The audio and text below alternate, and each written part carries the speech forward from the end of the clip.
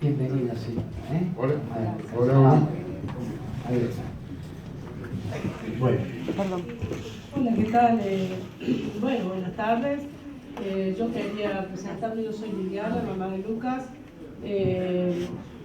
Nada, quiero contarles de que mi hijo es un testimonio vivo para la gloria de Dios, porque él el año pasado empezó con un carácter mal y bueno, tuvimos muchas dificultades, no sé, en el tema de él, se fue a Ushuaia, vino, quiso trabajar y bueno, siempre tenía algo que no se sentía bien, nosotros no sabíamos qué pasaba con él, gastaba mucha plata en los hospitales, en clínicas, estuvo internado en un neuro, pensábamos que era por depresión, no sabíamos, la verdad que yo siempre fui a la iglesia, siempre fui creyente de Dios, nada, y él también iba conmigo a la iglesia, pero no comprendíamos qué pasaba con nosotros y con él, porque yo a pesar de que oraba y siempre le pedía al Señor Jesús, veía que cada vez estaba peor y no entendía qué era.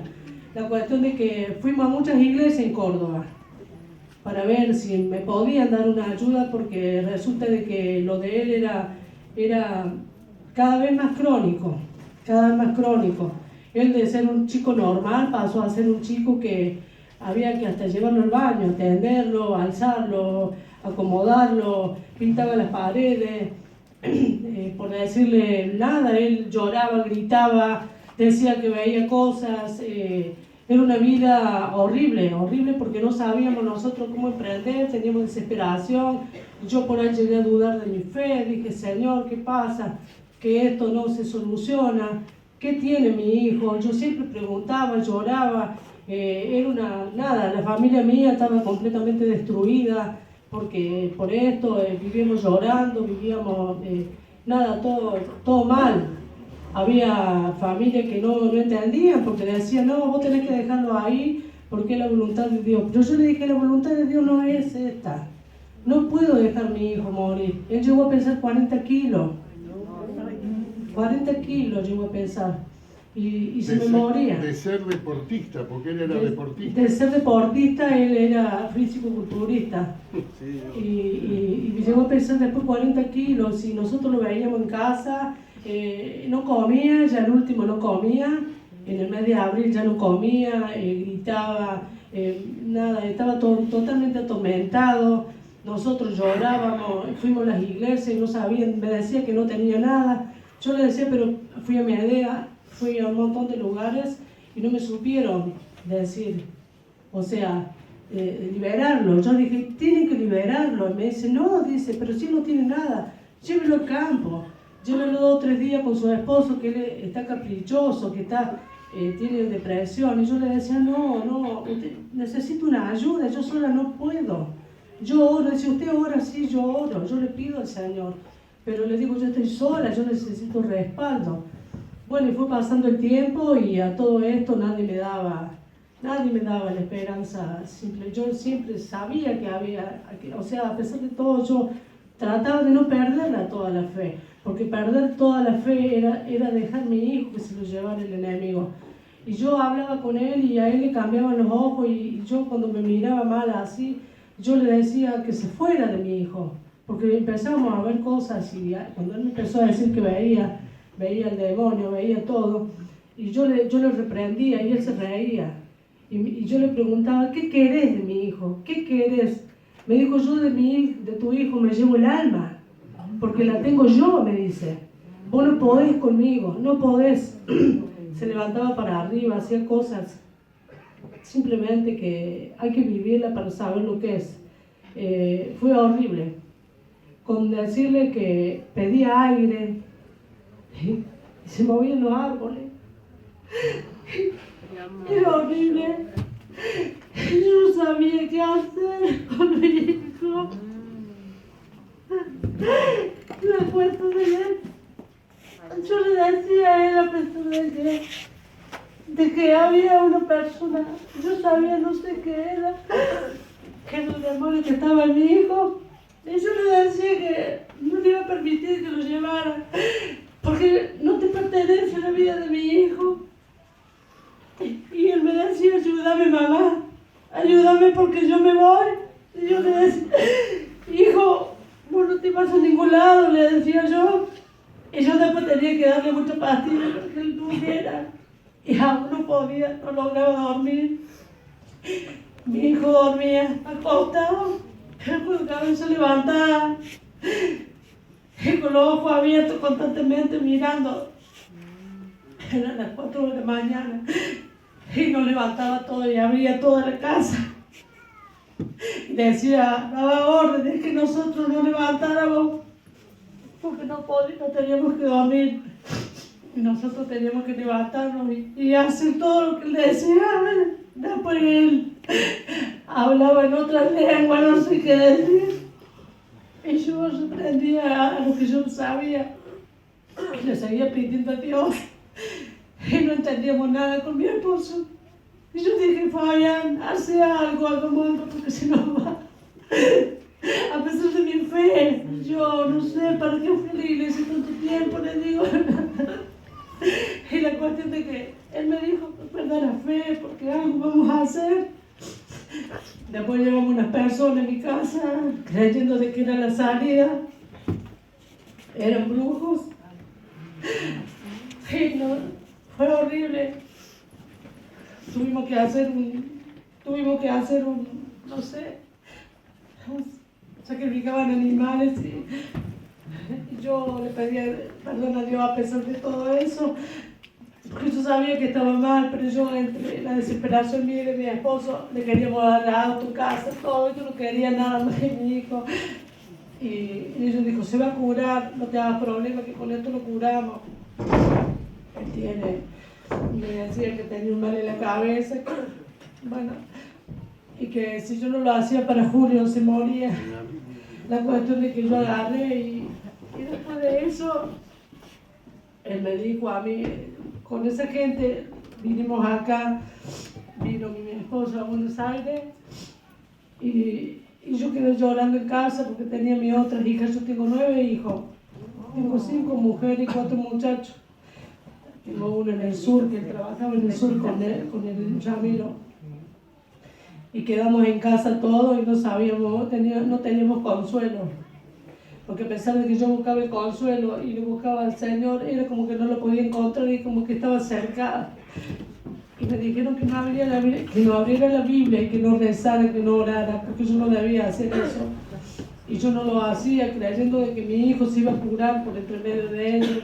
Yo le dije, te doy todo, pero salvarlo a mi hijo. Dice, si tu hijo no lo vemos ahora, se te muere. En julio se te muere, me dice. La cuestión de que... Gracias. La cuestión de que después de Lumbanda y todo eso, que yo no podía creer porque le había faltado el respeto a mi Señor. Ya me he llevado tanto la palabra, hace 13 años va a ser que yo tuve la palabra del Señor y no podía encontrar consuelo. Y yo no veía a mi hijo que se me moría. Lo levantábamos, nosotros no orinaba nada. No orinaba, tenía la panza así hinchada, porque tampoco podía ir al baño, nada. Buscábamos remedios, buscábamos médicos. Y no podíamos hacer nada porque no teníamos de nadie ninguna contestación. La cuestión de que él se vino con un banda acá a Buenos Aires. Y yo le dije, Señor, se haga tu voluntad para todas las cosas. Y él me habló por teléfono y me dijo, quiere hablar con vos, Lucas, porque por ahí volvía él. Y le digo, sí, Lucas, ¿cómo estás, hijo? Le digo, y él me decía, no podía hablar. Me decía con esa voz así que yo no le entendía. Me dice, soy un vencedor a pesar de todo. Te quiero, te amo, mamá. Con esa voz que no la podía escuchar muchas veces. Y me cantó una canción de la iglesia que era Soy un vencedor en Cristo Jesús. Me cantaba él. Y yo le decía, y dice, y llegaré hasta la meta, mamá, dice. Voy a llegar a la meta porque el Señor está conmigo a pesar de que el otro me lo pechaba todo. Y hacía mucho daño el enemigo. Lo llegó a tirar de la cama, yo lo vi de la cama, de mi dormitorio sobre la cama, o sea, cerca de un espejo. Y mi suegra me había traído una cruz. Y yo le ponía la cruz y él con la misma cruz la hizo caer a mi hija para que le golpeara la cara. Y él me dijo, ¿viste lo que hice? No me traigas más la cruz. Porque esa cruz, dice, no tiene poder conmigo. Y después mi hija llorábamos todos porque ya no entendíamos. La cuestión de que él cuando me cantó Soy un vencedor, yo quedé llorando en casa y yo empecé a fumar. Empecé a fumar porque yo no veía, yo fumaba y yo decía, pero si yo no quiero este cigarrillo. Y fumaba porque tenía miedo, porque me sentía que mi hijo se iba. Y yo le pedí a Dios en mi casa. En la cocina le dije, Señor, si mi hijo se va, yo también me voy. Yo tuve el mes entero que mi hijo estuvo acá, no comía, no quise comer más. Y mi hija me decía que me levantara y yo no me quería levantar porque tenía miedo. La cuestión de que mi hijo me cantó Soy un vencedor. Y yo me levanté y me puse a pensar y dije, pero si él me está cantando Soy un vencedor, ¿qué hago yo en la cama? Después al otro día me habla por teléfono él. Y le hablo, me habla él, me dice, llorando, me dice, nena, me dice, porque me dice nena en casa. Nena, dice, encontré el lugar donde lo van a liberar a Lucas. Y yo le dije, ¿dónde lo llevaste? Le digo a Lucas, le digo, porque yo era como que creía, pero a la vez tenía tanto tormento que no sabía ni qué pensar. Y me dijo, hay un lugar, dice, que lo van a liberar a Lucas, ya que no lo pudieron liberar en todo Córdoba. Y bueno, ese lugar fue acá, porque él lo dejó a un banda, porque él dijo, no, yo no quiero saber más nada con ustedes. A uno le llegamos a pagar 12,000 pesos. 23,000 pesos me cobraban.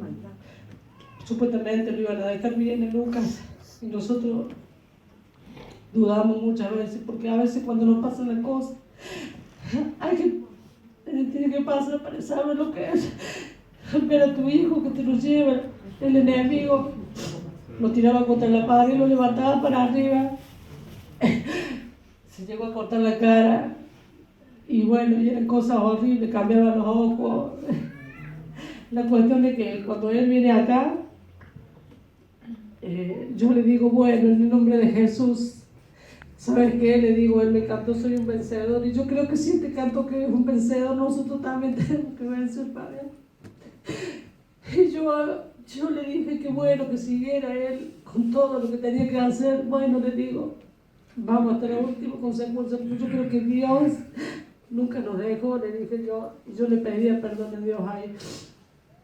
Mi familia me dio una vuelta en la espalda y yo quedé sola, porque mi familia son cristianos. Y me dijeron de que yo no tenía nada que ver con ellos y que capaz que Dios no me perdonaba más. Pero yo le dije, entendeme, yo soy una madre desesperada por mi hijo, quiero que se salve. Mi hijo tenía otra cara, no era la cara de él. Ahora ya la cara de él está volviendo muerto.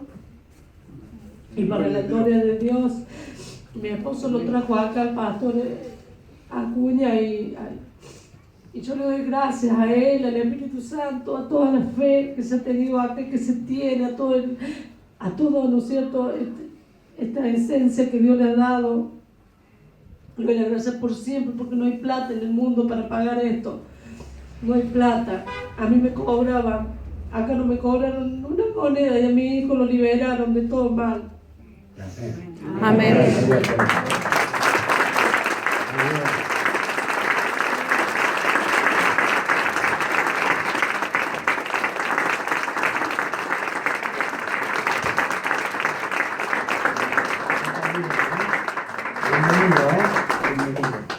Así que gracias, le doy gracias y crean, porque realmente el Señor existe.